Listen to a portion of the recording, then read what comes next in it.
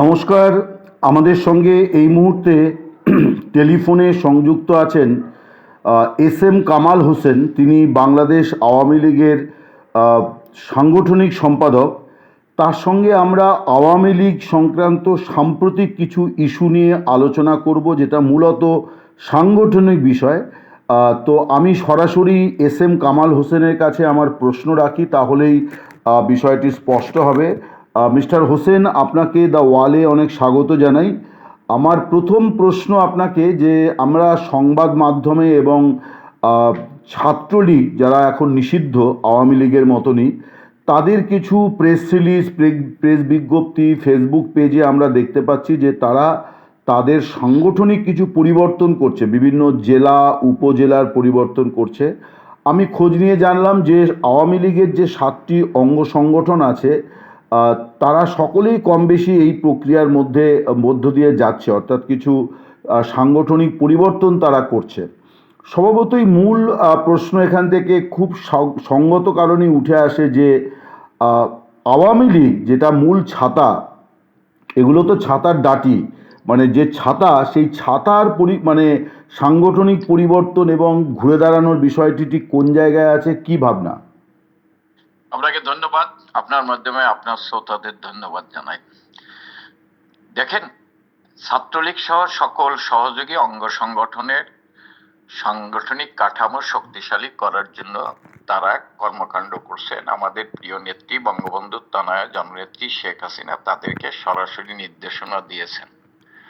ছাত্রলীগের 128টা সাংগঠনিক কমিটি, তাদের অনেক জায়গা কমিটি নাই, অনেক জায়গা কমিটি আংশিক আছে। সেইগুলোকে পূর্ণ করার জন্য, সেই কমিটিগুলো করার জন্য তাদেরকে নির্দেশনা দিয়েছেন। সহযোগী সংগঠন যুবলীগ, স্বেচ্ছাসেবক লীগ, কৃষক লীগ, শ্রমিক লীগ সকলকে এইভাবে নির্দেশনা দেওয়া হয়েছে। বাংলাদেশ আওয়ামী লীগ মূল সংগঠন, তার কিন্তু প্রতি জেলায় পূর্ণাঙ্গ কমিটি আছে। বেশ। থানাতেও অনেক থানা, ম্যাক্সিমাম থানাতে পূর্ণাঙ্গ কমিটি আছে, কোথাও কোথাও আংশিক কমিটি আছে। আচ্ছা। হ্যাঁ, 5ই আগস্টের পরে, 2024-এর 5ই আগস্টের পরে আমাদের বিভিন্ন জেলা উপজেলা বা ইউনিয়ন তৃণমূলের নেতা কর্মীদের উপর যেভাবে অত্যাচার, নির্যাতন, যেভাবে ধ্বংসলীলা চলেছে, তাদের উপর দিয়ে তাদের যেভাবে গুম খুন হত্যা করেছে, তারা সাংগঠনিকভাবে ঘুরে দাঁড়াতে পারেন, এই দুর্বলতা আছে। আমাদের মূল সংগঠনের যেখানে যেখানে ধরেন পূর্ণাঙ্গ কমিটি নাই, কমিটি আছে সব জায়গায়, কিন্তু যেখানে যেখানে পূর্ণাঙ্গ কমিটি নাই, সেই সমস্ত জায়গা যাতে পূর্ণাঙ্গ কমিটি হয় বা সেই সমস্ত জায়গায় যাতে কাজকর্ম হয়, এবং যে সমস্ত জেলার নেতারা এখনো প্রকাশ্যে আসে নাই, যারা সংসদ সদস্য, যারা এখনো এলাকায় যোগাযোগ করছে না, তাদেরকে এলাকায় যোগাযোগ করে সংগঠনকে গতিশীল করার জন্য আমাদের প্রিয় নেত্রী নির্দেশ দিয়েছেন। একটা কথা বলতে চাই দাদা আপনাকে, যে বঙ্গবন্ধু তানে আওয়ামী লীগ সভানেত্রী, তিনি কিন্তু এত ব্যস্ততার মধ্যে, তিনি 15 বছর রাষ্ট্রীয় ক্ষমতা ছিলেন, এত ব্যস্ততার ভিতরেও কিন্তু সংগঠনকে গতিশীল করার জন্য তিনি কিন্তু প্রতি 3 বছর অন্তর অন্তর আমাদের জাতীয় সম্মেলন করতেন। একটা মাত্র রাজনৈতিক দল বাংলাদেশে যে প্রতি 3 বছর অন্তর অন্তর জাতীয় সম্মেলন করতেন, এবং জেলা সম্মেলন, উপজেলা সম্মেলন করে জাতীয় সম্মেলন করতেন। আমাদের সাংগঠনিক সবসময় ধারাবাহিকতা বজায় রাখতেন, এবং তিনি সবসময় গুরুত্ব দিতেন সংগঠনকে গতিশীল করার জন্য, এটা সবসময় দিতেন। এবং এখনো উনি জননেত্রী শেখ হাসিনা 5ই আগস্টের পর আপনি দেখেছেন তৃণমূলের কর্মীদেরই উনি মূল শক্তি হিসেবে তাদেরকে যোগাযোগ করে তাদেরকে সংগঠিত করার জন্য চেষ্টা করেছেন। যদি কেউ কোনো কথা বলে থাকে, আমি মনে করি যে আমার উপর যে দায়িত্ব, সেই দায়িত্ব যখন আমি সফলভাবে পালন করতে পারি না, কর্মীদের তোপের মুখে যখন আমি পড়ি, আমার ব্যর্থতাকে ঢাকার জন্য অনেকেই সেই দায়িত্ব জননেত্রী শেখ হাসিনার উপর দিতে পারে। আমি মনে করি এটা দুঃখজনক, কিন্তু একমাত্র শেখ হাসিনার সংগঠনকে গতিশীল করার জন্য সকলকেই, দায়িত্বপ্রাপ্ত নেতাদের সকলকেই বারবার বলেছেন, সকলকেই নির্দেশনা দিয়েছেন। আওয়ামী লীগে তো একটা, আপনি যেটা বলছেন যে যুবলীগ, ছাত্রলীগ সবই ঠিক আছে, সেগুলি অঙ্গ সংগঠন, সেগুলো ঠিক আছে, কিন্তু মূল সংগঠন তাতে তো দেখা যাচ্ছে যে একটা স্থবিরতা, যে যা আছে তাই আর কি। সেখানে ভালো মন্দের মুড়ি মুড়কির একই দর, যে মিটিংয়ের পর মিটিং করছে, অনলাইন বৈঠক করছে, দিনের পর দিন মিডিয়াকে ফেস করছে। আবার কিছু লোক আছে যারা শুধু শেখ হাসিনা ভাষণ দিলে সেখানে সংযুক্ত হচ্ছেন, কিন্তু অন্য কোনো অ্যাক্টিভিটিস তাদের নেই। এটা আপনাদের দলের তরফে শোনা কথায় আপনাকে বললাম, আমি তো আর আওয়ামী লীগ করি না, এত বিস্তারিত জানতে পেরেছি আপনাদের দলের মধ্যে এই ক্ষোভ আছে বলে।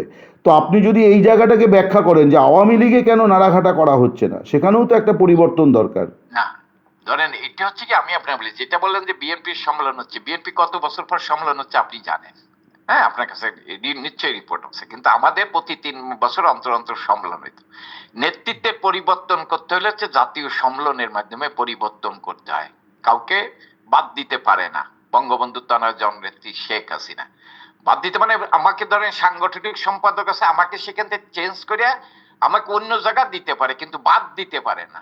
বাদ দিতে হলে জাতীয় সম্মেলনের মাধ্যমে বাদ দিতে হবে আপনার। আমি যেটা বলি, যেটা আমাদের গঠনতন্ত্র। হ্যাঁ, আপনি বলছেন যে 3 বছর পার হয়ে গেছে, কিন্তু ইমার্জেন্সি বা দুর্যোগ এই সমস্ত কারণে সম্মেলনের তারিখ পিছনে যেতে পারে, ঠিক আছে না, সম্মেলন নির্দিষ্ট সময় নাও হতে পারে। কিন্তু আপনি যেটা বলছেন, হ্যাঁ, আমি তো শুরুতেই বলছি যে আমরা সবাই যদি ঐক্যবদ্ধভাবে, আমরা যারা কেন্দ্রীয় নেতা, মন্ত্রী, এমপি, আমরা যদি সবাই বঙ্গবন্ধুর তনয়ের মতো শুরুর থেকে আমরা যদি সবাই যোগাযোগ করতাম তৃণমূলের কর্মীদের সাথে, অবস্থা এরকম থাকতো না। এবং আমাদের কর্মীরা আরো বেশি মনোবল, আরো বেশি সাহস, আরো বেশি শক্তি পেত যদি আমরা যার যার এলাকাটা খবর নিতাম। এই ব্যর্থতা আমাদের আছে। কিন্তু আপনি যেটা বলছেন যে নেতৃত্বের পরিবর্তন করতে হলে ভিতরে, সেইখানে আপনার আমাদের জাতীয় সম্মেলন এই ক্ষেত্রে, এই কারণে নেত্রী সবাইকে নিয়ে ঐক্যবদ্ধভাবে কাজ করে, না, কিন্তু যাতে এইটা আমি একটা বলছি, যেখানে একটা দলকে প্রায় 1 বছর, মানে আগামী মাসের 11ই মে আওয়ামী লীগের নিষেধাজ্ঞা বা কার্যক্রম নিষেধাজ্ঞার 1 বছর পূর্তি হয়ে যাবে। এত বড় একটা দলের 1 বছর তারা মানে অবাধে রাজনীতি করতে পারছে না, তারা জাতীয় সংসদ নির্বাচনে অংশ নিতে পারলো না। আপনি যে কথাগুলো বলছেন এগুলো তো খুব নিয়মতান্ত্রিক ব্যুরোক্রেটিক কথা, যে ওই কনফারেন্স না হলে, কাউন্সিল না হলে হয় না। আমরা তো জরুরি পরিস্থিতি বলে একটা বিষয় জানি, এবং আমি আওয়ামী লীগের মানে গঠনতন্ত্র এবং সংবিধানটি পড়েছি। সেখানে কিন্তু সভাপতি বা সভানেত্রী যিনি থাকবেন তার হাতে প্রভূত ক্ষমতা দেওয়া আছে, এবং সেটা আওয়ামী লীগ বলে নয়, বিএনপিরও তাই। আমাদের দেশেও দক্ষিণপন্থী রাজনীতিক দলগুলিতে সভাপতিই শেষ কথা, এবং তিনি দলের প্রয়োজনে ক্রাইসিসে যে কোনো সিদ্ধান্ত নিতে পারেন। তাহলে আপনাদের দলে যারা অকেজো, যারা মানে দলকে এই সংকটে দলের পাশে সেইভাবে মানে যাদের উপস্থিতি দেখা যাচ্ছে না, তারাই বা থাকছেন কি করে, বা দলকে গতিশীল করার জন্য বা নতুন মুখী বা কেন আনা হচ্ছে না? এই প্রশ্নটার আপনার কি জবাব? মানে মানে অনেকে এটা জানতে চাইছেন। না না, ঠিক আছে, নতুন মুখ আনার জন্য উনি পরিকল্পনা করছেন। দেখেন, দীর্ঘদিন একটা লোক দল করছে, তাকে উনি সঙ্গে সঙ্গে দল থেকে বাদ দিতে চায় না। তাদেরকে চেষ্টা করে যে তারা দলে কাজ করুক।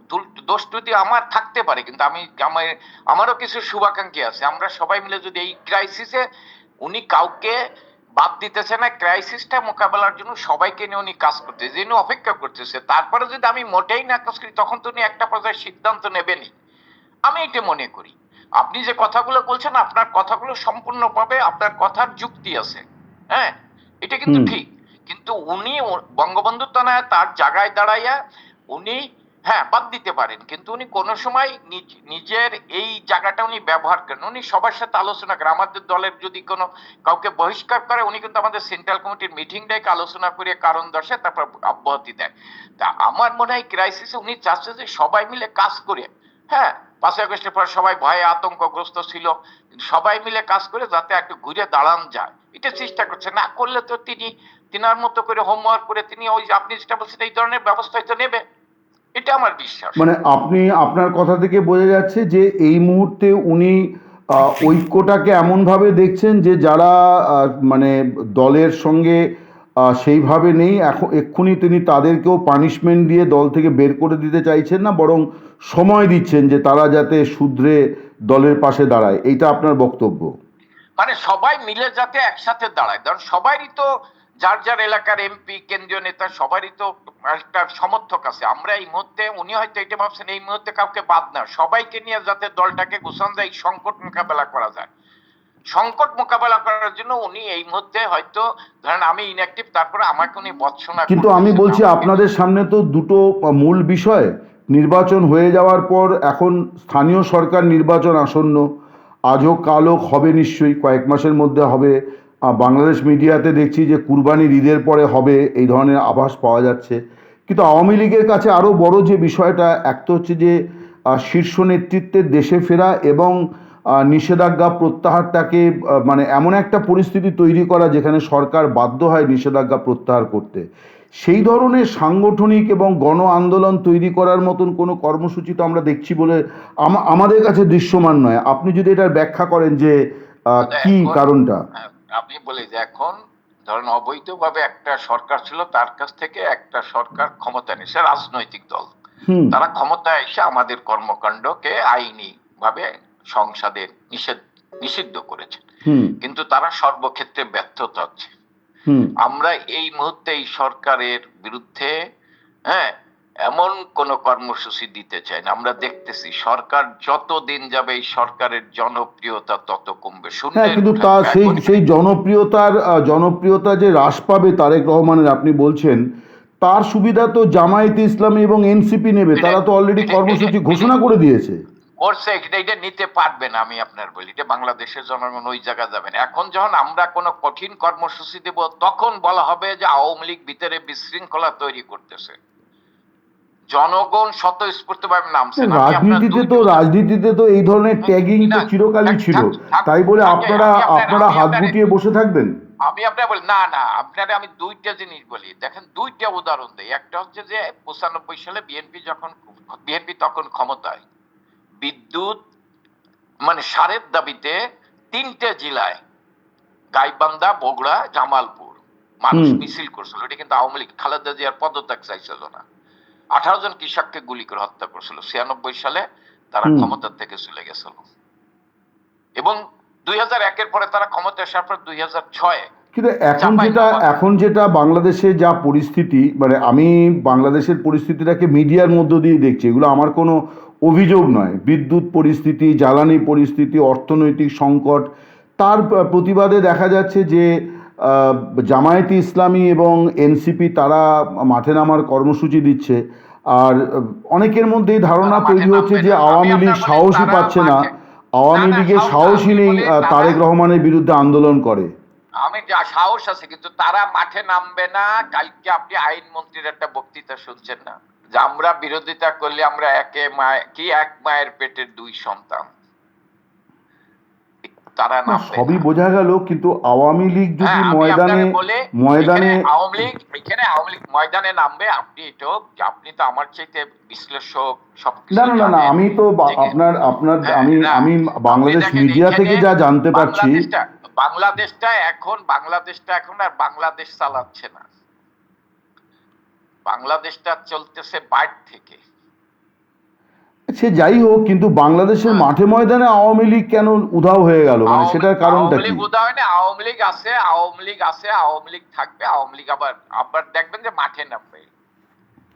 তো আপনি শুরুতে যে কথা বলছিলেন যে শেখ হাসিনা তিনি মানে প্রবলভাবেই সংগঠনকে করছেন, মানে কি বলা যায়, সতেজ রাখার চেষ্টা করছেন, বদল আনছেন না এক্ষুনি। কিন্তু আমি বলছি শেখ হাসিনাই সব সময় দলকে গুছিয়ে রাখতে চায়, সাংগঠনিকভাবে শক্তিশালী করতে চায়। যেদিন তিনি আওয়ামী লীগের সভাপতির দায়িত্ব পালন করছেন সেদিন থেকেই তিনি সারা বাংলাদেশে ঘুরে ঘুরে নিজের সংগঠনকে শক্তিশালী করছেন। ক্ষমতায় যখন ছিল তখনও সংগঠনকে শক্তিশালী করার জন্য আমাদেরকে নির্দেশ দিয়েছেন, সময় দিয়েছেন।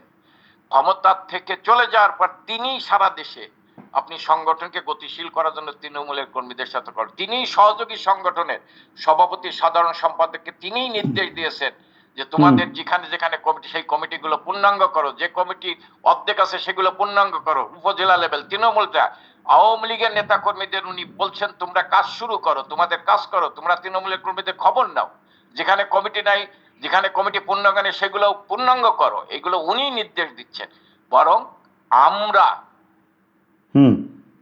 ঠিকমতো দায়িত্ব পালন করছি না। আচ্ছা, মানে আপনি বলছেন যে মানে হাসিনাই চালিকা শক্তি এবং তিনি তার সদিচ্ছাতেই দল এখনো পর্যন্ত আছে এবং মানে দলের কিছু নেতা বরং ওনার সঙ্গে পূর্ণাঙ্গ সহযোগিতা করছে না, যে তারা তাদের আমি বললাম যে আমরা ঠিক মতো পূর্ণাঙ্গ সহযোগিতা করছি না, আমি সহ এইটুক খালি বললাম, আমি কারো নাম বলতেছি না, আমরা পূর্ণাঙ্গ সহযোগিতা করতেছি না। সেটার কোনো কারণ? কারণ আমরা আমাদের মানে হয়তো আমরা মানে নিজেকে সেভ করার লাগে, আচ্ছা, মানে নিজে বাঁচার জন্য। আপনি বলছেন যে হাসিনার মৃত্যুদণ্ড হয়েছে, তারপরেও তিনি নিজেকে নিয়ে বিচলিত নন, কিন্তু যাদের এখনো মানে মামলা পূর্ণাঙ্গ বিচার হয়নি, শুনানি হয়নি, তারা অনেক বেশি মানে বোঝাপড়ায় যাওয়ার চেষ্টা করছেন বা নিজেকে মানে বাঁচানোর চেষ্টা করছেন। আমরা আমাদের সবকিছু বাঁচানোর লাগে আমরা হয়তো এই কাজ করতেছি না, যোগাযোগ রাখতেছি না। আচ্ছা, তো এইরকম নেতা মন্ত্রী মানে সাবেক মন্ত্রী সাবেক এমপি কত হবেন? এইটা আমি ঠিক বলতে পারবো না। এটা কেউ যারা যদি কেউ বলে থাকে যে মানে নেত্রী সংগঠনকে গতিশীল করছে, এটা আমি মনে করি কেউ বলে না, আমার বিশ্বাস কোন নেতা বলবে না। যদি কেউ বলে থাকে আমি তাদের উদ্দেশ্যে বলবো তারা এটা করতেছে না। কতজন আছে এটা তো আমি বলতে পারবো না দাদা। তার মানে আপনার কথা থেকে যেটা বোঝা যাচ্ছে যে একটা মানে আওয়ামী লীগের একাংশ যারা দেশেও ফিরতে চান না এবং দেশের মাটিতেও যারা আছেন তারাও প্রকাশ্যে আসতে চান না, তারা নিজেদের নিয়ে ব্যস্ত এবং তারা এরকম একটা প্রচারণা শুরু করেছেন যে হাসিনা কোনো পরিবর্তন করছেন না, তার কোনো ব্যক্তিগত স্বার্থে হয়ে থাকতে পারে। আপনি যেটা বলছেন যে ঠিক উল্টোটা, যে উনি চাইছেন কিন্তু বাকিরা ওনাকে মানে সবাই ওনাকে সহযোগিতা করছে না। কেউ আওয়ামী লীগের কেউ এই কথা প্রচার করছে কিনা আমার জানা নাই, আমি বিশ্বাস করি না। আওয়ামী লীগের কেউ এই কথা বলতে পারে না, প্রচার করতে পারে না, কারণ শেখ হাসিনাই আমাদের সবাইকে নেতা বানিয়েছেন। শেখ হাসিনাই দলকে সুসংগঠিত করছেন, একমাত্র শেখ হাসিনাই দল নিয়ে ভাবেন, তার নির্দেশে আমরা দলকে সুসংগঠিত করার চেষ্টা করি। শেখ হাসিনার চাইতে দলের শুভাকাঙ্ক্ষী যদি কেউ মনে করে বড়, আমি মনে করি সে দলের শুভাকাঙ্ক্ষী না।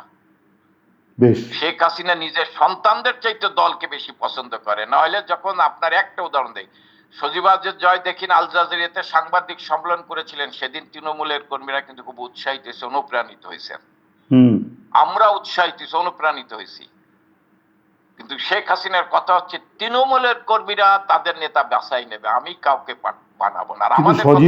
সজীবাজের জয় তো সেই সাক্ষাৎকারে বলেছিলেন যে আমার মায়ের বয়স হয়েছে, তিনি দেশে ফিরে রাজনীতি থেকে অবসর নেবেন, মানে তিনি আওয়ামী লীগের সভাপতি থাকবেন না। সেটা দেশে ফেরার পর তো উনি সিদ্ধান্ত নেবেন। আচ্ছা, দেশে ফেরার পরে উনি সিদ্ধান্ত নেবেন কাকে দিয়ে রাজনীতি করাবেন। আজকে দেশে দলকে দাঁড় করাতে হলে শেখ হাসিনার বিকল্প নাই। তার মানে আপনি যেটা বলতে চাইছেন যে শেখ হাসিনা শেখ পরিবার আর আওয়ামী লীগকে এক করে দেখছেন না, আওয়ামী লীগ সেখানে যারা যোগ্যতা প্রমাণ করবে তারা ওনার স্থলাভিষিক্ত হবে বা অন্যান্য গুরুত্বপূর্ণ পদে পাবে। না না না না, ওইখানে ওনার স্থলাভিষিক্ত হবে শেখ হাসিনার স্থলে শেখ হাসিনা থেকে নির্ধারণ করবে। এটা বঙ্গবন্ধুর পরিবার সদস্য। দাদা, আওয়ামী লীগের এমন কোন নেতা নাই যে দলকে ঐক্যবদ্ধ করতে পারে শেখ হাসিনা এবং শেখ হাসিনা নির্দিষ্ট তার পরিবারের ব্যক্তি ছাড়া। আপনি কিন্তু দুটো কথা বললেন, শেখ হাসিনা পারেন, আর শেখ হাসিনা যদি কোনো কারণে সরে যান তাহলে শেখ পরিবারের কেউ পারেন না। শেখ হাসিনা থাকতে হবে, শেখ হাসিনা থেকে তার পরিবারের যদি কাউকে দায়িত্ব দেয় তাহলে তাকে মেনে নিতে পারে। আপনাদের দলে তো তাহলে বিরাট বড় সমস্যা, মানে একটি পরিবারের বাইরে আপনারা ভাবেন না। দাদা, থার্ড ওয়ার্ডে এটাই আছে। আপনি খালেদা জিয়া, অবশ্য বিএনপিরও আমরা তাই দেখতে পাচ্ছি, সেটাও ঠিক।